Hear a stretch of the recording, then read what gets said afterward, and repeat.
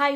তো আমি আজকে চলে এসেছি একটা পার্সেল আনবক্সিং এর ভিডিও নিয়ে। সচরাচর আমি কিন্তু কোনো পার্সেল আনবক্সিং এর ভিডিও দিই না, কিন্তু আজকে আমি অনেকগুলো টাকা দিয়ে, কষ্টের টাকা দিয়ে কিনেছি এই পার্সেলটা। তো সেই জন্য ভাবলাম তোমাদের সঙ্গে আনবক্সিং করি।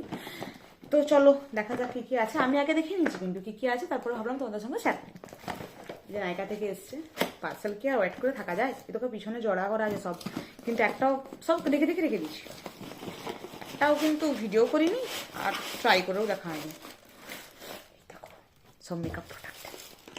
তো ফার্স্টেই যেটা এসছে একটা অ্যাপ্লাইজার সেটিং স্প্রে।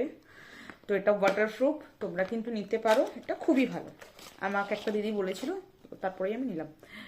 খুবই ভালো, ঠিক আছে। দাঁড়াও নেক্সটগুলো দেখাচ্ছি। এই যে আর দুটো আছে। কার কার ভালো লাগে এরকম পার্সেল আনবক্সিং করতে? আমার না খুব ভালো লাগে যখন নতুন নতুন পার্সেল আসে। এই যে একটা রেকর্ডের তোমার